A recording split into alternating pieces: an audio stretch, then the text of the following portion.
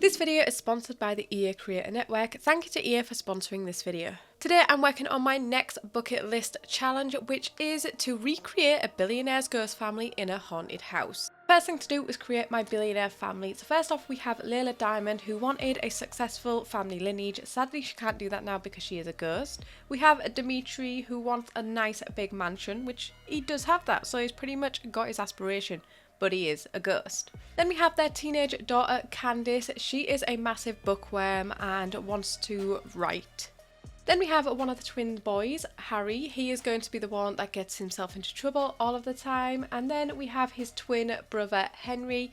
He's going to be one that is a little bit more calm. He's very smart, more into books and reading. And what is a billionaire family without at least one butler? So I've made Alfred Butler and he wants to be a master chef. I also decided they needed a horse because, again, a billionaire family without at least one horse isn't a billionaire's family. So this is Sebastian.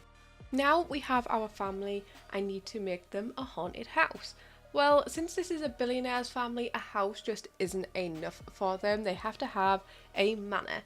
And this is lightly based off a Bly Manor from The Haunting of Bly Manor. It is actually a real place though. So just the outside shape of this is based on Bly Manor. I did change the sort of brick. It is a red brick, but I didn't want to go for that. I went for this like creamy colour instead. And also the entrance room as you walk in with the big massive double stairway, I did recreate that. But the rest of it I just went with my own thing and just put a lot of really expensive things in here. At first, because I've never tried making something really expensive, I was like, oh, I'll easily be able to get to a billion. It's really hard to get things to a billion in The Sims. I ended up at this, I think it was about 1.5 million. Once I struggled to get to the million mark, I was like, we're not getting this to a billion. But I did give The Sims a lot of money. I'm not even going to read off what the amount is that I gave them. It is the max amount you can give to The Sims in The Sims 4. Like, you can't go past this in money ways. So it's like 900, is it like 9,999,000, something like that. It's like a big chunk of money. So I maxed out their funds. The house is worth about $1.5 million. What I'm going to say is they have a lot of assets. And also there was a lot of violins in this place just hidden around the place because it is one of the most expensive items that is nice and small. So I can just place a lot in there and they're a little bit hidden. And I've also added paintings like behind bookcases and just hidden in random places just to up the value of this house. I did add the lot challenge of haunted house and I gave it the lot trait of spooky. I think that's correct. And since this is a ghost family, I wanted the outside to look a little bit run down, like nobody actually lives here. So there is smash windows, which again come with the new life and death pack. I love the new windows that you have the option to have the smash version, so I added a few of them around the place. You have the colour swatches without the smash, but they're still like dirtied up, so you can mix them in so the smashes aren't all in exactly the same place, like if you line up 3 windows next to each other, so it doesn't look too repetitive. But the inside is really nicely decorated and fairly clean. There is a few cobwebs in the high up corners because they're difficult to get. Because obviously this ghost family is still living here and there is a butler doing some of the work. I should maybe go back and add a maid. Maybe I do that before I upload it. Because I think that'll be a nice thing to add and there is enough slots in the family. I also did add a family graveyard around the back and I did put all of their graves in there as well. And there is the haunted swing set. I love the haunted swing set. It is actually one of my favourite things. It's just so cute that it just swings on its own every now and again. And another thing I absolutely love is the holes in the roof. So again, I did have to add that. I did end up adding an attic to this as well. And I placed loads of really expensive things up there. Like it's just been dumped up there and forgotten about. I also added quite a few details to the top tips of the roof, again using life and death with spikes. And then there's also like these little things you put towards the end. I don't know what these are called, but these little roofing decorations here, I think they are so cute, so I added them all across the roof. Again, it was also a thing to try get the price up, is just use as many things as I possibly can. And here I am adding some of the roofing holes. I love the way this looks, and I love when you move around with your camera, it does change the angle of what you can see into the house. You technically can't see into the actual house, but it gives the illusion that you're looking into the house, which I love. And the next thing I wanted to do was make everything look a little bit overgrown around the build, like there's nobody there to keep on top of it. So I use a lot of these vines, and what I did, because I know a lot of people get annoyed with these vines if when you're playing and you put your walls down, they're still like stuck there and in the way, is I try to size them down so it would only show a little bit in the corners, and on the second level make sure they are actually on the second level, not raised up from the first level, so they don't float in the air when you're on the first level. I hope that makes sense.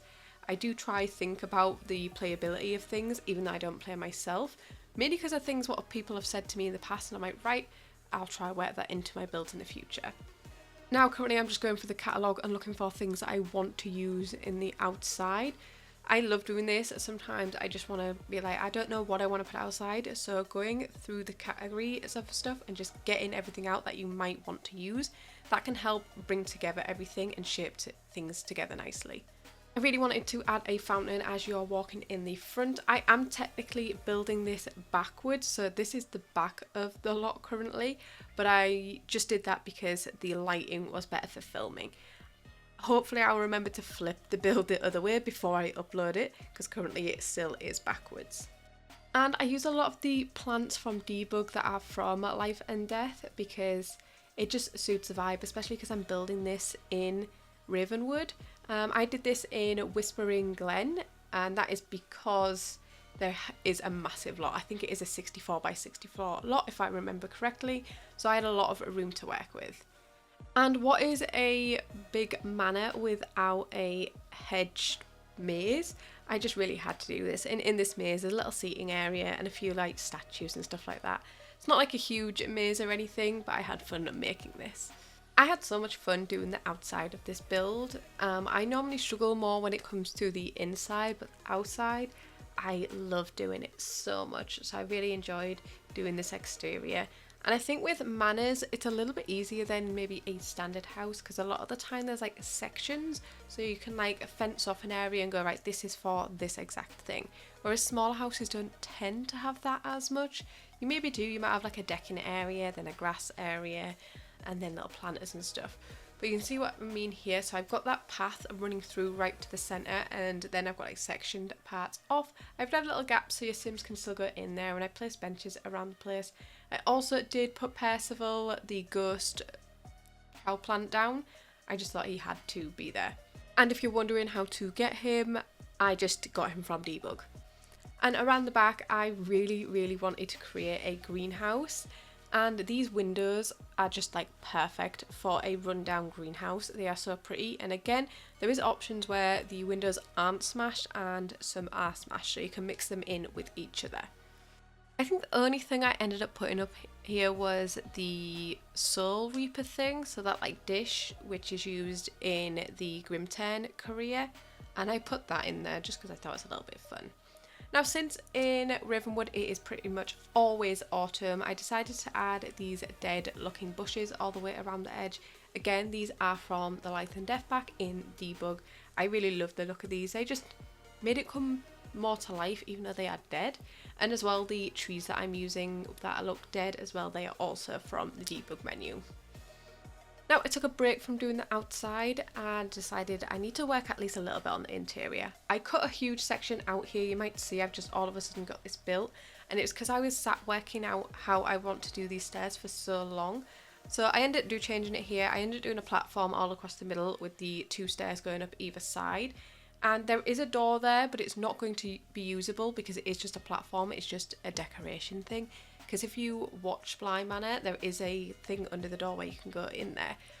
But I still wanted it to have a roof, which you can't do unless you create a faux roof, and I didn't want to do the basement trick. So I just ended up doing it as a whole platform, so it's a fake room. And then I opened up the roof up here, but I do change the stairs a little bit later on and turn them again back on themselves. So they go up back the same way you start going up the stairs. So they twist right around. And here's where I just start adding loads of paintings as well.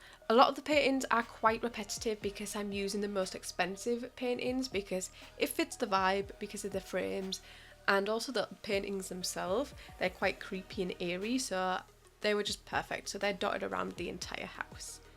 And in this room, There is not a lot, but I feel like this is like a proper rich person's entryway. You've just got a big rug, a single table with some flowers or a statue or an ornament on, just there in the middle of the room.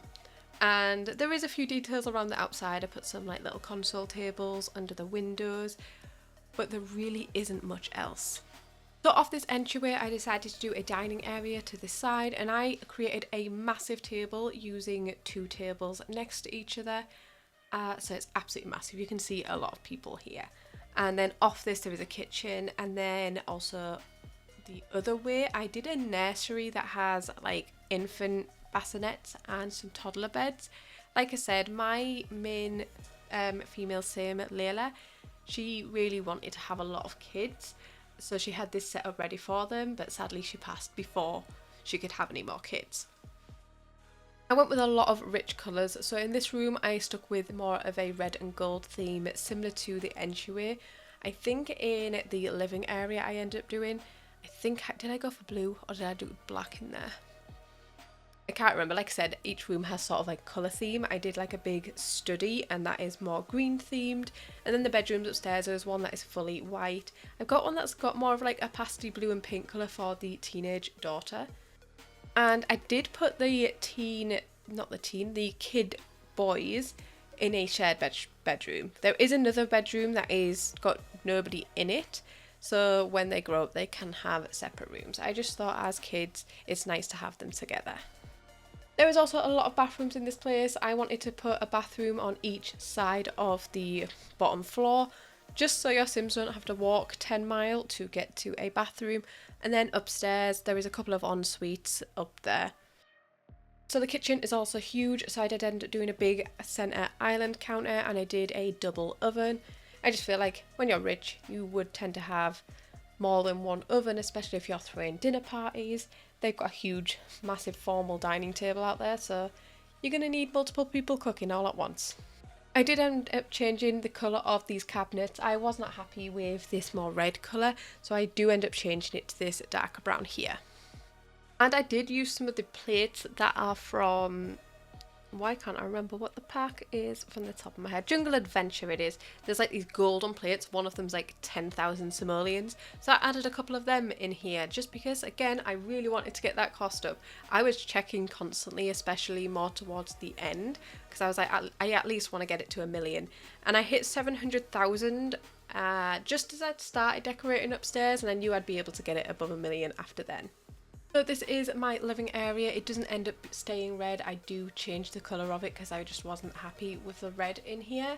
So I ended up going for blacks instead. And the room next to it is a library. I don't know how much I showed my computer at this point because I was recording. When I record, it does make things lag. And because this was such a large build, it was really struggling. So I did cut out some sections of me building. So apologies for that. But you will see everything at the end because I'm going to do a little bit of a tour for you. So here is the library. I did film it, and I'm adding bookcases all the way around the edge, and I did some central bookcases as well. I love these bookcases. There's an option of 2 different colours of books. I ended up leaving them at this browny beige colour just because I thought it suited the style of the build really well. In here is where I spent a lot of money. I hid paintings all behind these bookcases. I also added statues. I added like the knight armor thing because that's quite expensive. It's like 8,000 simoleons. It's almost like it has like a mini museum section. So I went ahead and built some more things upstairs and then decided I need to do around at the back. So again, I added another one of them fountains, and for this I went with more of a terrain pin instead because I wanted it to be a bit more curvy. And this just leads around to the greenhouse, and you can go through the greenhouse and come out to this area around the back. And this is where I did the graveyard that is for the family members. So these are just normal graves, these aren't for the family members. I made the family and then made their gravestones and placed them in there. Last bit of the build, just working on these upstairs bits. So I added another little library / study area. We've got the big main bedroom. We have here, this is the teenage girls room, which has a little ensuite in there. And something else I did off camera was add a lot more curtains, because it is one thing I always forget is to add curtains, and I'm like, something missing. As soon as I added the curtains, it makes everything just look so much more rich and expensive. And all the rooms that I did in this place pretty much have a whole seating area in, like a whole sofa because there was just so much room in these bedrooms. I was like, how am I going to fill this in? Let's add a sofa and a coffee table. But I am going to say to Grim that is another bucket list item complete.